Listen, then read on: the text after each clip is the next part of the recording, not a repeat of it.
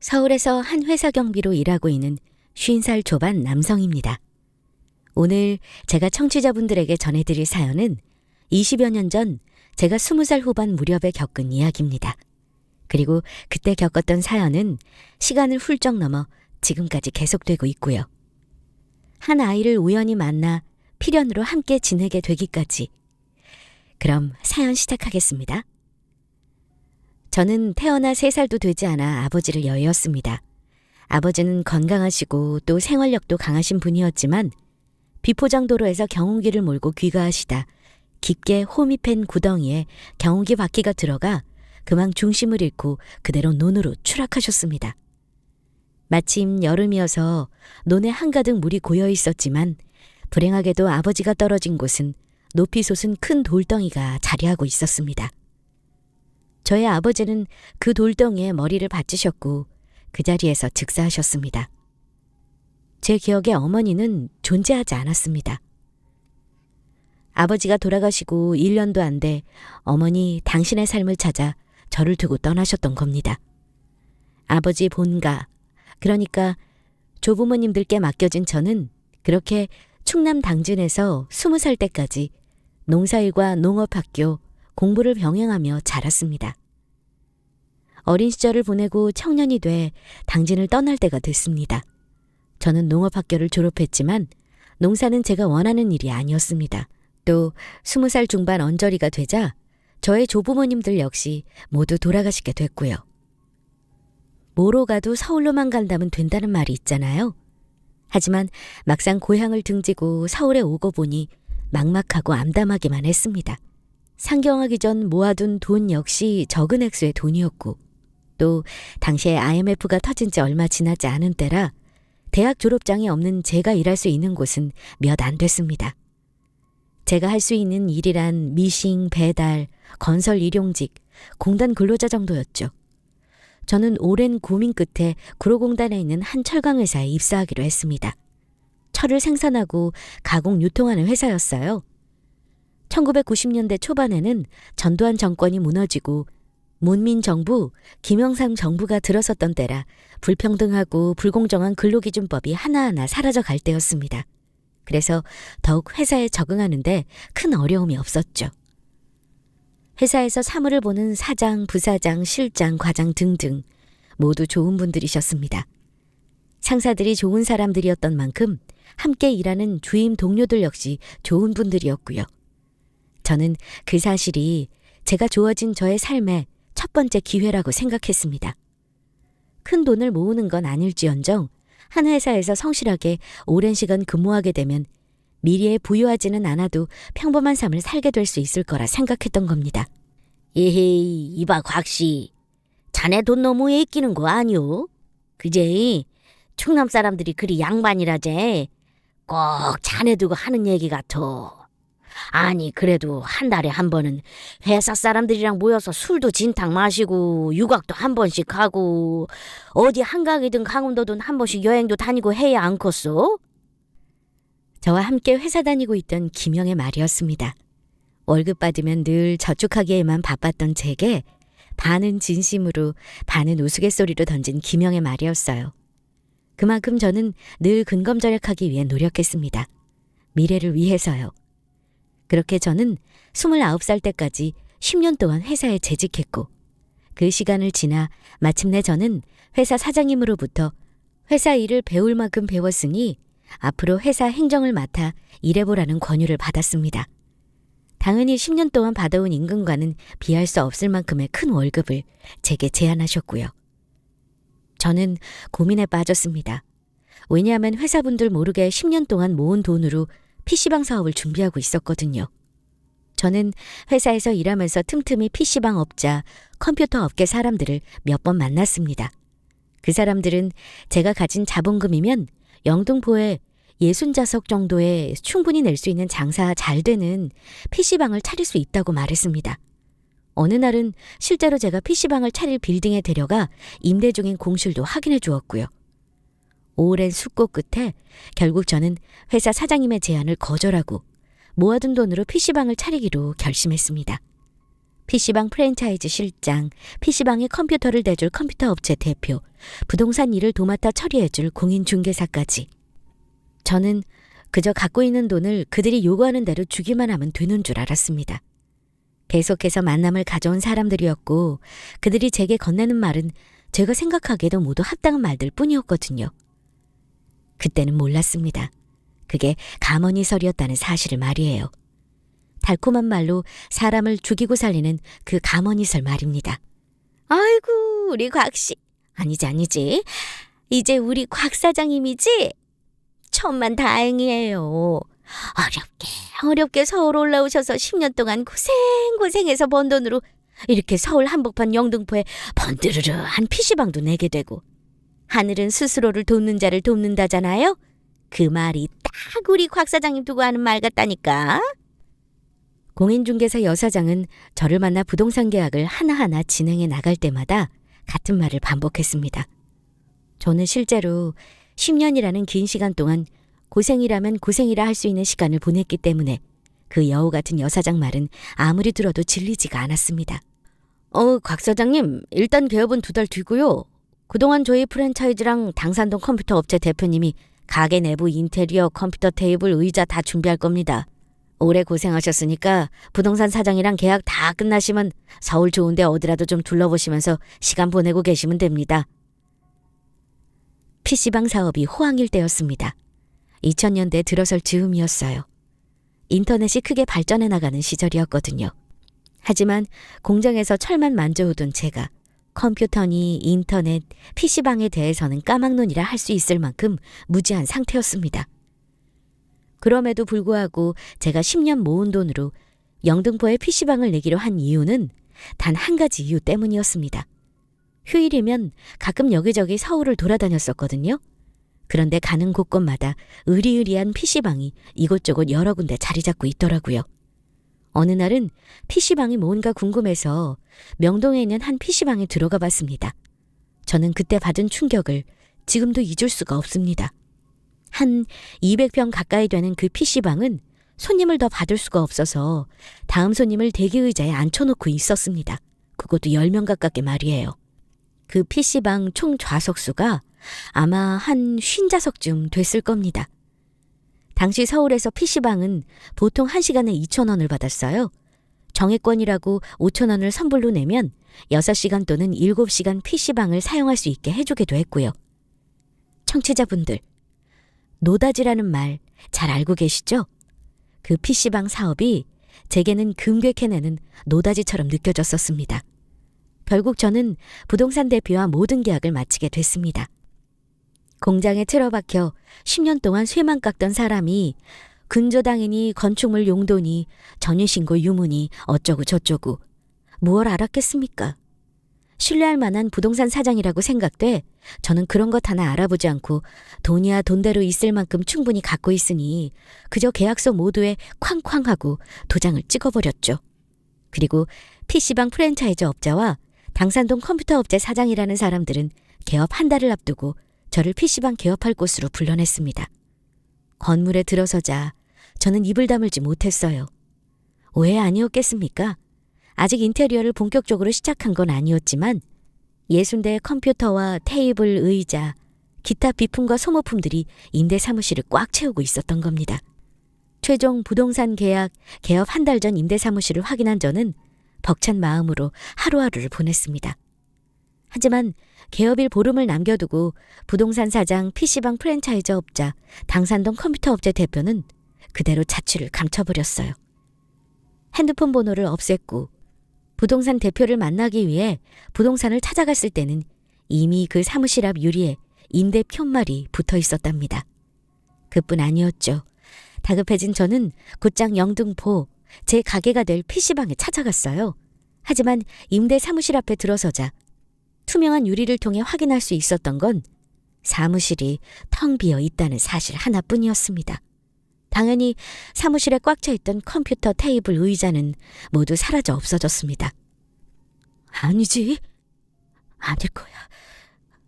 그럴 리가. 저는 혼잣말을 하며 경찰에 신고도 하지 않고 한 달 가까이 그 사람들을 찾기 위해 백방으로 뛰어다녔습니다. 그러고 나서 도저히 그들을 찾을 수 없다는 생각이 들어 경찰서로 향하게 됐죠. 아, 네. 70년생이시고 성함이 곽현미 씨라고요? 네, 저기요, 형사님.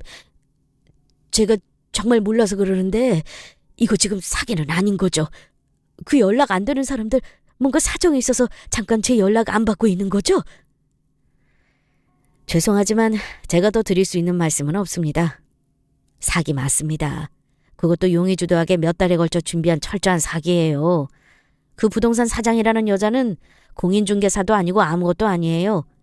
부동산 떴다방이라고 들어보셨는지 모르겠는데 불법으로 부동산 하나 차려놓고 몇 달이고 범행 대상 물색하던 여자가 그 사기꾼입니다. 예전에도 그런 사기로 형을 받은 게 한두 번이 아닙니다. 그럼 그 PC방 프랜차이즈 업자랑 당산동 컴퓨터 사장이라는 사람은요?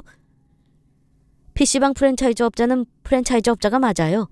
다만 다 망해가는 PC방 프랜차이즈에서 일하던 사람이었고 여러 대출 채무 때문에 기한 이익 상실로 이곳저곳에서 대출금 추심받던 사람이었습니다. 당산동 컴퓨터 사장이라는 사람은 사장이 아니라 그 업체에서 일하는 일개 직원이었을 뿐이고요. 아니요, 어떻게 그런 일이... 제가 아무리 부동산 계약 사업에 까막눈이라지만 어떻게 사람 하나를 놓고 그렇게... 사기꾼이 왜 사기꾼이겠습니까? 작정하고 달려드는 도둑놈 강도 사기꾼은 막으려야 막을 수가 없습니다. 여하튼 사건 고소 잘 접수됐습니다. 최선을 다해 범인들 검거할 수 있도록 노력하겠습니다. 연락드리겠습니다. 경찰서를 나와 아무 생각 없이 걷고 또 걷고 한참을 걷다 보니 마침 서강대교더라고요. 저는 더 고민할 것도 없이 난간에 손가발을 얹었습니다. 뛰어내리려던 찰나 지난 10년이 주마등처럼 제 머리와 마음을 지나갔습니다. 난간에서 내려와 자리에 주저앉은 저는 눈물을 흘리기 시작했습니다. 내가 어떻게 모은 돈인데 부모도 할머니 할아버지도 없이 내가 어떻게 해서 번 돈인데 인간 같지 않은 인간들, 나쁜 사람들. 집에 돌아온 저는 며칠 뒤에 경찰 조사가 시작됐다는 연락을 받았지만 그 후 더 경찰서에서 연락을 받지 못했습니다. 그 말은 곧 범인들을 검거하지 못했다는 이야기였습니다. 집에 돌아와 며칠 가슴팍을 치며 눈물로 지내던 저는 정신을 차려야 했습니다. 살기 위해서 말입니다. 밥을 먹고 씻고 자고 숨쉬고 그저 살기 위해서 말입니다. 염치불구하고 그만둔 공장으로 돌아가고 싶었지만 그럴 수 없었습니다. 회사 사장님은 물론 동료들 얼굴조차 볼 수 없었기 때문입니다. 제 자신이 한심하고 부끄러웠던 겁니다. 할 수 없이 저는 남구로 집 근처 인력소에서 일용직 잡부와 조공으로 일하기 시작했습니다. 다른 회사를 알아봐도 됐지만 그것조차 할 수 없는 상태였습니다. 왜냐하면 저는 이미 신용불량자가 된 상태였기 때문이에요. 제 명의의 계좌로 월급을 받을 수 없는 지경이 된 거죠. 10년 번 돈, 부동산 사장이라는 인간말 믿고 여기저기 은행에서 끌어다 쓴 돈까지 20년 전 어걱 소리라고 말씀드리면 청취자분들이 제가 얼마쯤 사기를 당했는지 좀 이해하실 것 같네요. 궁지에 몰리면 고양이 목덜미라도 무는 게 주의라고 하잖아요. 또 지렁이도 밟으면 꿈틀거린다는 말도 있고요.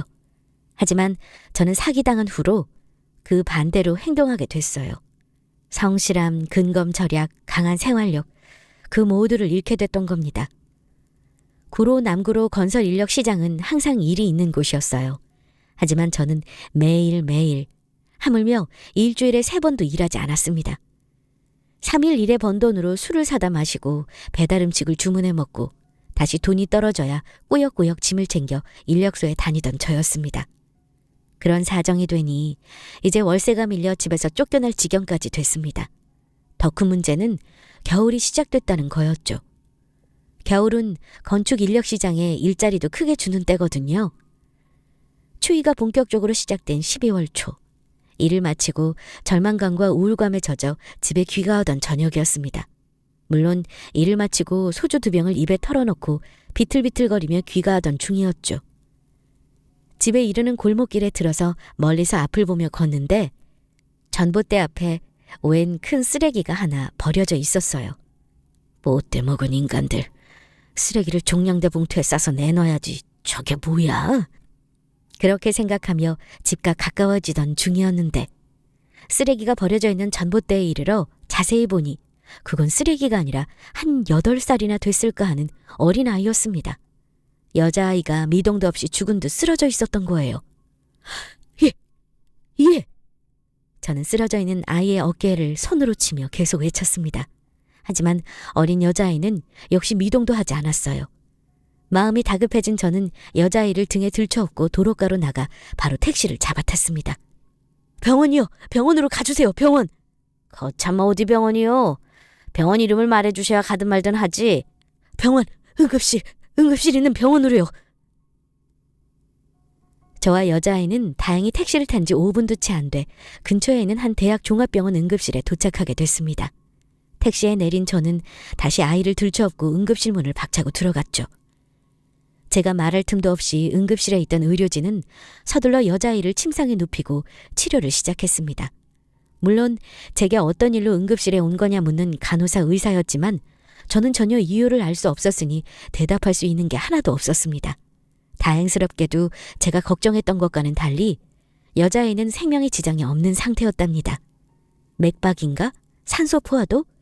그런 걸 간단히 검사한 응급실 의사는 제게 말했습니다. 영양실조예요. 도대체 아이를 어떻게 키우시는 거예요? 애가 못 먹어서 쓰러질 정도면 선생님 그거 아동학대입니다. 학대. 사실 저는 이 여자의 보호자가 아니에요. 집에 귀가하다가 제가 우연히 발견한 것 뿐이라고요. 그나저나 정말 이 애 생명에는 지장이 없는 거 맞는 거예요? 네. 그러셨군요. 제가 너무 흥분한 나머지 실례했네요. 네, 생명에는 지장이 없습니다. 그래도 영양실조라서 피검사, 소변검사 등 몇 가지 필수적인 검사는 해야 합니다. 보호자분이 아니시라니까 거부하시면 어쩔 수 없는 거지만 여하튼 지금 이 애는 필수적인 검사 통해서 영양실조로 인한 합병증 같은 게 없는지 확인해야 하는 상태입니다. 어떻게 하시겠습니까? 혹시 아이 부모님 연락처 알고 계십니까? 제 지갑에 들어있던 건 그날 받은 임금 9만 원, 집에 월세를 마련하기 위해 마련해둔 돈 25만 원이 전부였습니다. 물론 아이의 부모님 연락처를 알리 만무했고요. 간호사에게 검사 비용이 얼마나 드나 물어보니 40만 원에서 50만 원 정도 든다 이야기해 주더군요. 인품 좋고 성정이 좋은 어떤 사람이었다 하더라도 저와 똑같이 오랜 시간 고민했을 겁니다. 저는 병원 바깥으로 나가 담배 한 개비를 태우며 생각했어요. 그러고 마침내 아이가 검사를 받을 수 있도록 했습니다. 검사가 시작되고 6시간 정도 지나 검사 결과가 나왔고요. 의사는 말했죠. 참 다행입니다. 애 몸이 이 지경인데도 다행히 영양실조로 인한 다른 문제는 없습니다. 빈혈 수치, 전해질 등등 여러 수치는 확연하게 떨어져 있지만 그건 앞으로 아이가 잘 먹고 잘 자고 하면 저절로 해결될 문제입니다. 물론 한 나흘 정도는 아이가 꼭 입원을 해야 합니다. 링거, 영양분 주사, 약을 먹여야 더 빨리 회복이 가능합니다. 눈앞이 캄캄했습니다. 아이를 병원에 입원시키고 병원 수납창고에 가서 검사비, 4일 병원비를 물어보니 83만 원을 이야기하더군요. 저는 일단 지갑에 갖고 있던 9만 원을 수납창고에 직원에게 건네주며 말했습니다. 죄송합니다. 제가 지금 가진 돈이 9만 원이 다예요. 정말 죄송하지만 남은 돈은 아이가 병원에서 태어나기 전까지 드리면 안 될까요? 사정이 좀... 그렇게 하세요. 남은 돈은 아이 태어날 때까지만 정산해 주시면 돼요. 지금 모두 계산해 주시는 게 서로 편하지만 사정이 어려우시다니 다시 태어날 때까지만 정산해 주세요. 다만 정산이 안 되면 퇴원을 하더라도 남은 잔액은 보호자분의 명의로 비용이 청구될 거란 건 알고 계시고요. 네, 감사합니다. 아이가 병원에 있는 병실로 올라가 보니 아이는 곤히 잠들어 있었습니다. 아이를 뒤로 하고 병원을 나와 생각했습니다. 83만 원에서 9만 원을 치렀으니 남은 74만 원은 어떻게 해야 하나 하면서 말입니다. 제가 그 당시에 왜 그 정도로 무모하게 행동했는지 모르겠습니다. 저는 사람이 현명하고 또 똑똑한 것도 아니었고 마음씨가 좋은 사람도 못 됐으니까요. 과거에 생활력은 강했었지만 그 당시에는 마음이고 머리고 죽을 대로 죽어 있어 일도 더 하고 싶지 않아 했던 때였거든요. 그랬던 저는 아이의 병원비를 마련하기 위해 한 채의 망설임 없이 곧장 집으로 돌아와 몸을 씻고 바로 집을 나섰습니다. 집 근처 전봇대에서 벼룩시장 신문을 들고 다시 집에 돌아온 저는 일당으로 바로바로 일한 임금을 받을 수 있는 일들을 볼펜으로 한 줄 한 줄 줄을 그어 나가기 시작했습니다. 유심히 벼룩시장 공고를 살펴보던 중 저는 눈에 띄는 한 공고를 발견했어요. 강동구 아파트 현장 긴급 구인, 격일 근무, 철야작업 8일, 석재 조공, 일당 21만 원, 만근시 10만 원 추가 지급. 계산해보니 철야작업 근무하는 날 4일, 추가 지급해주는 돈 10만 원까지 8일을 일하면 총 94만 원을 받을 수 있었습니다. 저는 바로 구인 공고를 낸 사람에게 전화를 걸어 바로 일을 시작하겠다고 말했습니다. 그리고 안전화와 장갑, 간단한 세면도구를 가방에 챙겨 전화한 사람을 만나기로 한 장소로 향했죠. 아파트 공사 현장에 도착한 저는 담당자와 간단한 통성명을 마치고 옷을 갈아입고 바로 작업에 투입됐습니다. 일용직 작부만 해오던 저에게 돌을 이고 지고 나르는 일은 당연히 쉬운 일이 아니었습니다. 아슬아슬하게 난간을 타기도 했고 80kg에 가까운 대리석을 등에 지고 계단을 오르내려야 하기도 했습니다. 하지만 견딜 수 있었습니다. 불우한 어린 시절을 보냈던 것처럼 불우한 어린 시절을 보내고 있는 여자아이를 생각하니 못할 게 없었던 겁니다. 일을 시작한 지 4일이 지나 저는 병원에 전화를 걸어 4일 더 아이를 입원시키겠다고 말했습니다. 병원 원무과 관계자는 걱정하는 목소리였지만 저는 자신 있게 말했습니다. 꼭 데리러 갈 테니 걱정 안 하셔도 돼요. 4일 뒤에 꼭 아이 데리러 가겠습니다. 그동안 저의 아이 꼭 잘 좀 보살펴 주세요. 그때 왜 제가 저의 아이라고 말했었는지는 지금도 잘 모르겠습니다. 아이에 대한 연민과 동정이었겠지만 그보다 더 큰 어떤 마음이 제 가슴을 흔들어 놓았던 것입니다. 마침내 모든 작업을 마치고 저는 공사 현장 담당자에게 100만 원을 받게 됐습니다. 본래 받아야 할 돈은 94만 원이었지만 담당자는 8일 동안 꽤 안 쓰고 열심히 일해줘 고맙다며 담뱃값이라도 하라며 제게 웃돈 6만 원을 더 얹어주었습니다. 감사합니다. 감사합니다. 아니에요. 곽현민 씨라고? 뭐 사정이라도 있나?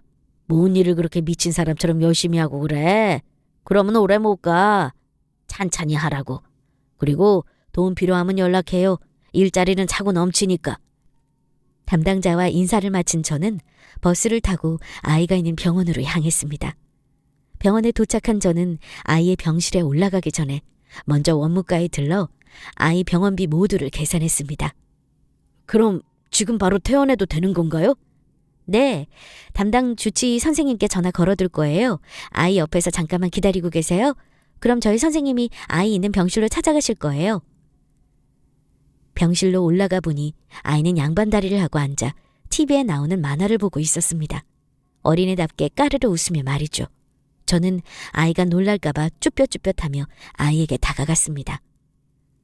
완전히 아이 옆에 다가서자 아이는 호기심 가득한 얼굴로 제 얼굴을 올려다봤어요. 어? 아저씨 뭐야? 누구야? 아저씨는 네 아빠 친구, 네 아빠 친구야. 아, 진짜? 근데 우리 엄마 아빠는 언제 와? 이제 엄마 아빠 만나러 갈 거야. 근데 너 전봇대 앞에 쓰러져 있던 날 기억해? 당연하지. 그날도 엄마가 나 밥 안 준 날이었거든. 며칠인지는 나도 몰라. 근데 한 일주일? 엄마가 일주일 밥 안 줬어. 밥을 안 줬다고? 엄마가?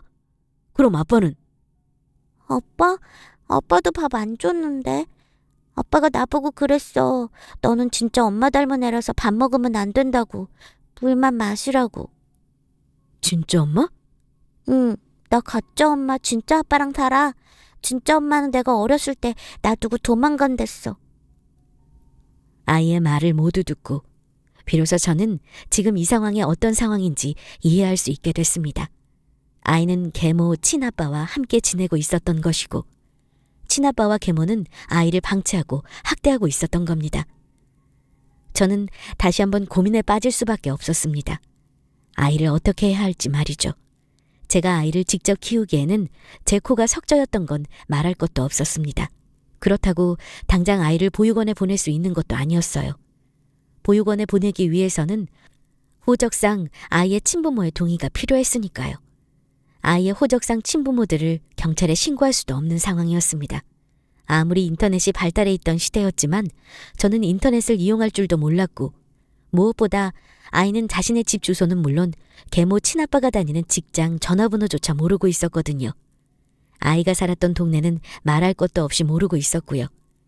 제가 할 수 있는 것이라고는 고작 동사무소 복지 담당 주인과 함께 아이를 데리고 경찰서에 방문해 미아 신고를 하는 것뿐이었습니다. 담당 주치의를 만나고 몇 주 더 먹을 약을 챙겨 병원을 나온 저희는 병원 앞에 있는 짜장면 집으로 향했습니다. 아이와 짜장면을 먹다 저는 말했습니다. 이름이 뭐니 넌? 나 설. 설? 그게 다야? 아니, 이설. 그렇구나. 설아, 아저씨 말 잘 들어. 아저씨는 설이 아빠랑 정말 친한 친구거든. 그래서 설이 아빠 부탁대로 앞으로 설이는 아저씨랑 아저씨 집에서 함께 지낼 거야. 알았지? 설이가 편한 대로 아저씨하고 부르면 돼. 설이는 앞으로 이 아저씨가 아침, 점심, 저녁 꼬박꼬박 밥도 맛있게 해줄 거고 또 학교도 보내줄 거야. 알았지? 진짜? 예. 그럼 우리 가짜 엄마랑 진짜 아빠는 언제 만나는 건데? 설이한테 밥도 안 준 가짜 엄마 아빠였는데 설이는 엄마 아빠 보고 싶어? 그건 나중에, 아주 나중에. 설이가 잘 자라서 훌륭한 사람 되면 그때 이 아저씨가 엄마 아빠한테 꼭 데려다 줄게. 저는 구로공단 회사에 다녔을 때처럼 완전히 다른 생활을 시작했습니다. 아무리 생활력이 강해졌다 하더라도 꼭 주말만큼은 일을 쉬었어요. 왜냐하면 평일에 학교에 다녀와 대부분의 시간을 집에서 혼자 보내는 설이를 위해 주말에는 누구보다 다정한 아저씨, 아빠가 돼주기 위해서였습니다. 태어난 강아지가 하루가 다르게 자라듯 설이도 마찬가지였습니다. 그동안 굶주리고 또 굶주리게만 했던 설이는 제가 만류해야 할 만큼 종종 너무 많은 음식을 먹으려 하기도 했어요. 그러나 그런 것 따위 문제될 게 없었습니다. 예쁘고 또 예쁜 설이는 하루하루 한 뼘 한 뼘 자라며 저를 기쁘게 해주었으니까요. 그렇게 행복한 나날만 계속될 줄 알았습니다. 설이와 함께 생활한 지 한 달하고 보름쯤 지나서였습니다. 저는 그날 아침 유독 컨디션이 좋지 않다는 걸 느꼈어요. 감기 기운이 있었던 거죠. 하지만 제 스스로 제 자신에게 약속한 대로 평일에는 어떤 일이 있어도 일해야 한다는 제 자신과 약속을 지키기 위해 짐을 꾸려 인력소로 향했습니다. 어이 곽씨, 오늘은 큰 거 하나 있어. 어쩔겨? 나갈겨 말겨? 요 근처 신축 빌라 현장인데 벽돌 공방 들어왔어. 벽돌만 빨리 날라주면 야리끼리도 될겨. 빨리빨리 하면 한 오후 3시? 그때 끝나겠네. 일당 17만. 2배요 2배. 어떡할티요? 몸이 좋은 상태가 아니었지만 저는 흔쾌히 인력소 소장 말을 받아들였습니다. 아이고, 이런 날도 오네요. 소장님 감사해요. 제가 일을 마치고 올 때 바카스라도 한 박스 사올게요. 됐어. 뭔 바카스. 우리 인력소에서 곽씨만큼 하는 사람이 어디 있간디? 몸 다치지 말고 오기나 혀. 일하다 뭔 일 있으면 바로 전화하고. 현장에서 나간 저는 아침밥을 먹고 옷을 갈아입고 일을 시작했습니다. 공사 현장에서 쓰는 말로 야리끼리라는 말이 있는데, 야리끼리란 정해진 일을 모두 마치면 곧장 퇴근하는 것을 말합니다. 일이 좀 고되더라도 5시, 늦으면 6시까지 해야 하는 공사 현장 일을 3시까지 끝낼 수 있으니 그만큼 일하는 사람들한테 더없이 좋은 게 야리끼리였죠. 좋지 않은 몸 상태, 일찍 일을 끝내야겠다는 마음 때문이었을까요? 점심을 먹고 일을 시작한 지 채 10분도 되지 않아 일이 터지고 말았습니다. 오전에는 1층에서 1층으로 벽돌을 날랐지만 오후에는 1층에서 2층, 3층으로 벽돌을 날라야 했습니다. 한 차례 2층에서 벽돌을 나르고 다시 1층으로 돌아와 다시 2층으로 올릴 벽돌을 등지개에 싣고 있을 때였습니다.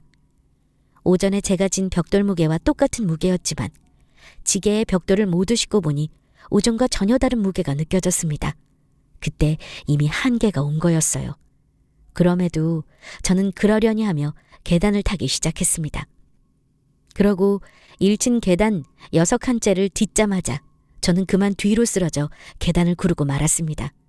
바닥에 쓰러진 저는 도저히 움직일 수 없었습니다.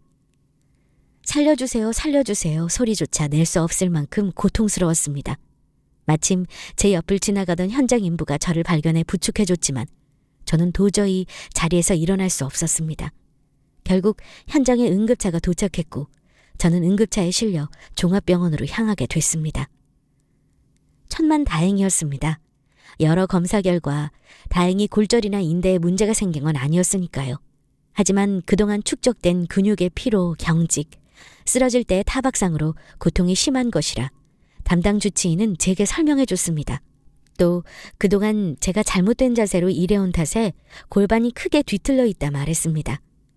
또 의사는 2주 정도 입원을 해야 그나마 일상생활이 가능할 거라 이야기했죠. 그나마라니요? 선생님, 그럼 앞으로 공사 현장 일은 못한다는 말씀이신가요? 네, 안 됩니다. 그것도 하루 이틀 일일 겁니다. 등에 나무를 지든 벽돌을 지든 다시 한번 말씀드리지만 그것도 하루 이틀입니다. 다시 또 쓰러지시고 말 거예요. 뼈랑 인대에 문제가 없다고 해도 그 전부터 환자분 몸 상태가 정상이 아니었어요. 검사해보니 일자목도 문제고 크게 뒤틀린 골반도 큰 문제였습니다. 공사 현장 일은 안 됩니다. 무거운 물건을 들고 나르는 일도 안 되고요. 다른 일 알아보시는 게 최선입니다. 의사 선생님 이야기를 듣고 가장 먼저 떠오른 생각은 저의 생활비나 앞으로의 미래 같은 게 아니었습니다. 가장 먼저 든 생각은 설이었습니다. 이제 겨우 사람의 온기를 느끼고 먹는 것, 입는 것, 친구들과 어울리는 것, 생활의 재미를 느끼기 시작한 설이. 앞으로 어떻게 설이와 함께 해야 할지 막막했던 겁니다. 병실에 올라오자마자 저는 제가 지원을 받고 있던 동사무소에 전화를 걸었습니다. 그러고 동사무소 복지 담당자에게 사고로 병원에 입원 중이니 병원에서 면담해 줄 것을 요청했습니다. 저와 친분이 있던 복지 담당자는 동사무소 일을 마치자마자 6시쯤 돼 제가 있는 병실에 도착했습니다. 이게 도대체 무슨 일입니까, 선생님? 도대체 무슨 일이 있었던 거예요? 왜 이러고 계신 거냐고요? 네, 오늘 현장에서 벽돌 나르다 그만. 주임님, 그보다 네, 편하게 말씀하세요. 전에 저희 집 오셨을 때 설이 보셨죠? 기억하시나요? 네, 기억하고 말고요. 제가 면담 요청 드린 건 설이 때문이에요. 지금도 설이 혼자 집에서 저 돌아오기만 기다리고 있을 거예요. 당연히 그렇겠죠. 며칠 설이 좀 돌봐달라 면담 요청하신 거예요?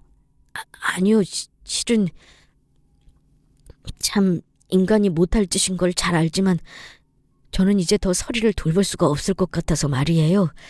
2주 입원하는 건 그렇다 쳐도 앞으로가 더 문제예요.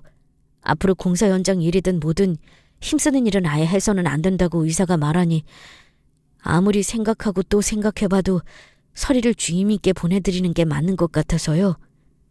잘 알고 계시죠? 제가 신용불량자라서 제 이름으로 된 통장 하나 없이 지내는 거요. 병원 입원비, 밀린 집세, 퇴원해서 생계비, 저는 이제 더 재간이 없어요. 몇 번씩이나 생각을 바꾸고 또 바꾸고 해봤어요. 하지만 사람 마음이라는 게 마음만으로 안 되는 거 주임님도 잘 알고 계시잖아요. 부탁드려요. 부탁드립니다. 제가 지금 당장 자리에서 일어나 무릎이라도 꿇고 싶지만 제가 도저히 몸을 일으킬 수가 없네요. 말을 마친 저는 이내 참았던 눈물을 쏟기 시작했습니다. 그러고는 동사무소 주임이 병실에 도착하기 전에 미리 설이에게 써두었던 편지를 주임에게 건네고 말하기 시작했습니다. 정말 불쌍한 아이가 설이에요. 부모, 아니 인간 같지 않은 인간들 만나서 밥은 고사하고 물 마시는 것조차 허락받고 마셔야 했던 게 설이에요. 주임님, 이 편지 전해주시면서 설이에게 꼭 이 말만큼은 꼭 전해주세요. 보육원에 가서 조금만 기다리고 있으면 아저씨가 꼭 데리러 가겠다고요. 아저씨랑 주임님, 보육원 선생님들 생각하면서 잘 기다리고 있으라고요. 주임은 뚝뚝 눈물을 흘리고 있는 저를 보며 아무 말 없이 조용히 제 옆에 다가와 앉았습니다. 그러고는 두 손으로 제 왼손을 따뜻하게 잡아줬습니다. 제가 눈물을 그치고 휴지로 젖은 눈가를 닦아내자 주임은 말했습니다. 선생님, 사실은 제가 말씀드리지 않은 게 하나 있었어요. 왜 선생님께서 설이 만나시고 설이 미아 신고하신다고 경찰서에 저랑 같이 가신 날이 있었잖아요. 그때 혹시 몰라 순경들이 설이 지문 채취도 했고요. 선생님이랑 경찰서 갔던 며칠 뒤에 동사무소로 경찰서에서 연락이 왔었어요. 설이 친아버지 계모 인적사항 모두 파악했다고요. 푹 한숨을 내신 주임은 말을 이었습니다.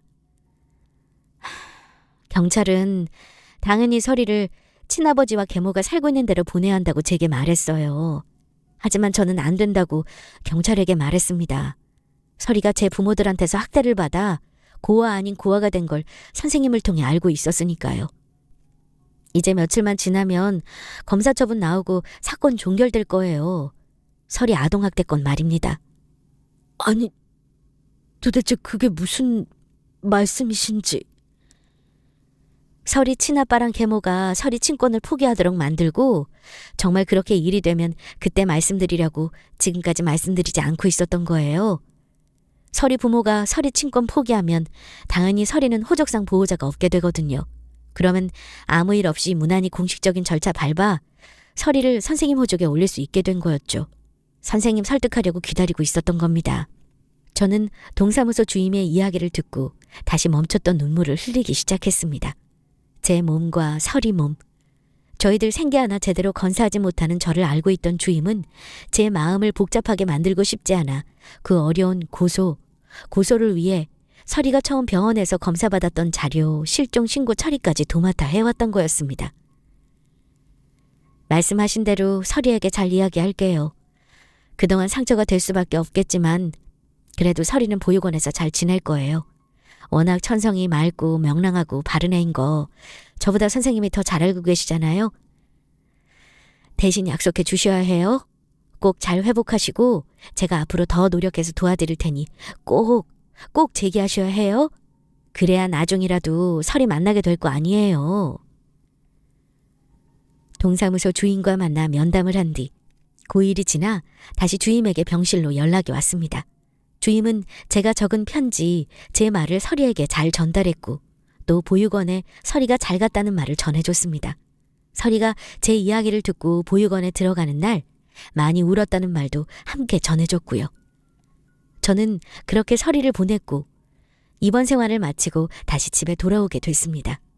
의사 말대로 입원이 한 주 더 필요한 상황이었지만 돈이 부족했기 때문에 병원에 더 입원할 수 없었습니다.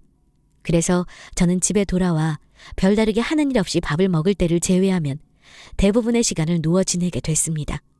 1년, 2년, 3년.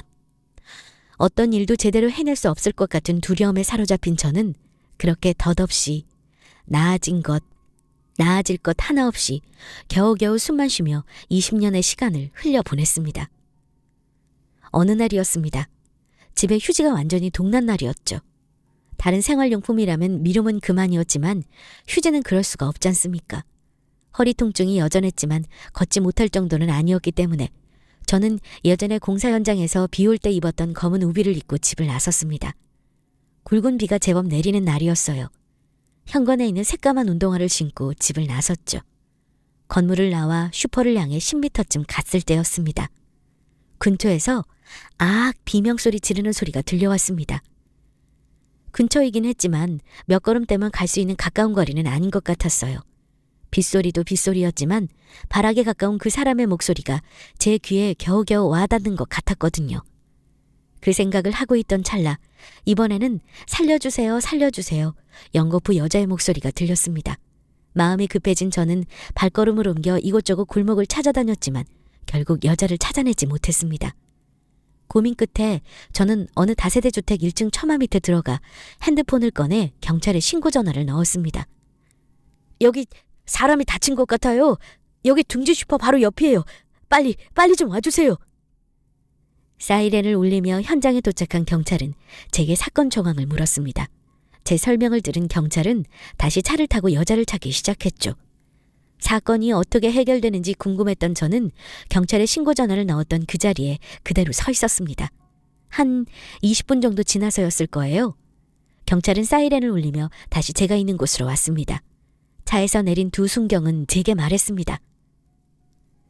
선생님, 차에 좀 타시죠. 저야 함께 좀 가셔야겠습니다. 네? 아니, 제가 왜... 강도 폭행당하신 분이 용의자로 선생님을 지목하셨어요? 네? 무슨 말 같지도 않은 소리를 하시는 거예요, 지금. 저는 그 여자분 얼굴도 보지 못했다고요. 저는 제가 직접 여자분을 찾을 수가 없어서 신고한 것 뿐이라고요. 그런 저더러 용의자라뇨. 다 알고 왔습니다. 검은 우비, 검은 운동화, 새까맣게 그을린 얼굴, 170cm 정도 키. 자, 더 험한 일 겪지 마시고 스스로 차에 타세요. 생전 처음 저는 언성을 높여 순경들에게 격렬하게 저항했습니다. 이게 무슨 개같은 짓이야. 내가 용의자라니, 범인이라니. 빌어먹을, 살면서 껌 한 통 사탕 하나 안 훔치고 살아왔다고. 지금 당신들 뭐하는 짓거리야? 내가 나이 들고 형편없는 인간이라고 이렇게 대하는 거야 지금? 이거 안 놔? 파출소에 도착해 제 신원을 파악한 순경들은 고민할 필요조차 없다는 듯이 저를 근처에 있는 경찰서로 이동시켰습니다.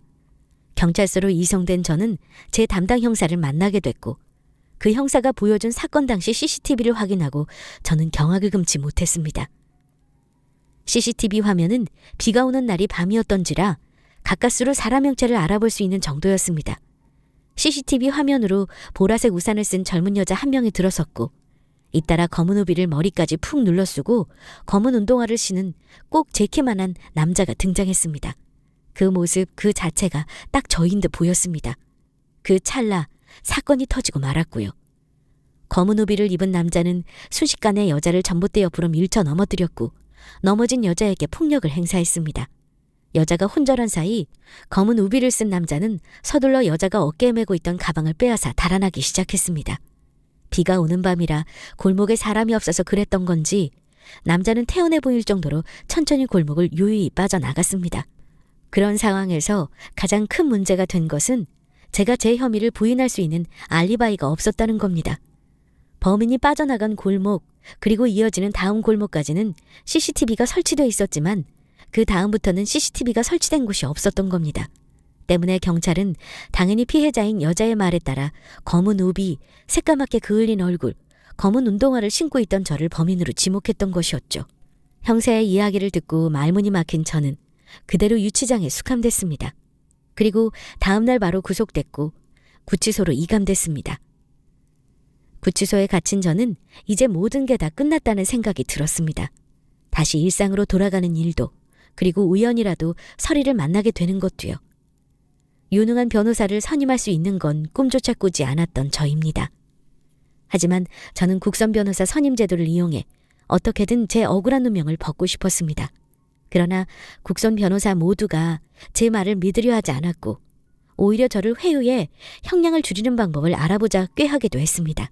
하지만 국선 변호사를 만나고 돌아와 저는 안 좋은 생각까지 했습니다. 극단적인 선택을 할까 생각했던 것이죠. 하지만 그럴 수 없었습니다. 억울함에서 오는 비통함과 분개, 어떻게든 무슨 수를 써서라도 누명을 벗어야겠다는 생각 때문에 도저히 극단적인 선택을 할 수가 없었던 것입니다. 사건 재판이 있기 딱 일주일 되던 날이었어요. 곽현민 씨, 웬일이래? 국선 변호사 한 분이 면담 시청하셨네. 어서 나와봐요. 국선 변호사? 난 이미 포기한 지 오랜데 웬... 수감시설을 나와 교도관을 따라 면담 장소로 향했습니다. 면담하는 장소 문을 열고 들어서자 낯설지 않은 얼굴이 의자에 앉아 허리를 곧게 펴고 앉아 있었습니다. 처음에는 누구인지 완전히 잘 알아볼 수 없었어요. 제 나이와는 어떤 관계도 없을 몹시 젊은 여성이었고 그것도 아주 기품 있고 고상하게 양장을 차려입은 여성이 의젓하게 앉아 있었기 때문입니다. 곽현민 씨? 여자는 자리에 앉은 저를 보고 스스럼 없이 제 이름을 불렀습니다. 네, 제가 곽현민입니다. 곽현민 씨는 여전히 똥배가 나오셨네요. 아니, 무슨 그따위 말을. 당신 국선 변호사 아니세요? 지금 무슨 말씀을 하시는 겁니까? 지금 저 죄인이라고 그렇게 함부로 대하시는 겁니까? 참 아저씨도. 똥배 나온 사람 보고 똥배 나왔다고 하지. 그럼 뭐라고 해요? 저예요, 저. 설. 20년 전 이설. 아저씨가 살려줬던 이설이요. 뭐라고? 이설? 너 뭐하는 인간이야? 이봐! 교도관! 교도관! 당장 이 면담 끝내줘요! 당장! 당장! 구로공단에서 10년 동안 일한 아저씨. 나쁜 사람들한테 사기당해서 모든 걸 잃은 아저씨. 신용불량자가 돼서 인력소에만 일했던 아저씨. 잠봇대에 쓰러진 저를 발견하고 돈도 없는데 저를 치료해줬던 아저씨. 동사무소 김민수 주임, 헤르나 보육원. 그리고 꼭 저를 데리러 오겠다고 편지 썼던 그 사람, 그 아저씨. 설이가 맞았습니다. 설, 이설. 마음에 묻어두고 괴로울 때마다, 삶을 모두 내려놓고 싶을 때마다 마음에서 꺼내보던 아이 설이. 설이가 맞았습니다. 고개를 떨어뜨린 채 저는 오열하기 시작했습니다. 제가 누명을 벗는 일 따위는 생각조차 나지 않았습니다.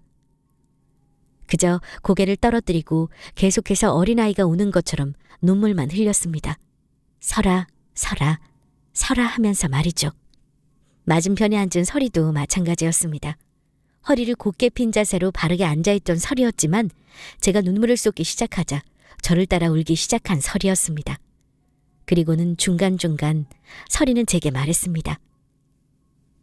아저씨, 미안해요. 내가 정말 미안해. 아저씨한테 받은 거 다 돌려주려고 정말 많이 찾았어요. 아저씨, 이제 내가 다 돌려줄 거예요. 아저씨 미안. 너무 늦게 와서 정말 미안. 정말 죄송해요. 변호사님, 면담 시간 다 됐습니다. 이제 이야기 정리해 주셔야 돼요. 눈치 없는 교도관은 눈물을 흘리며 이야기를 주고받고 있던 저희에게 말했습니다. 교도관의 말을 들은 설이는 눈물을 그치고 상의 앞 매무새를 다듬었습니다. 그러고는 말을 이었습니다.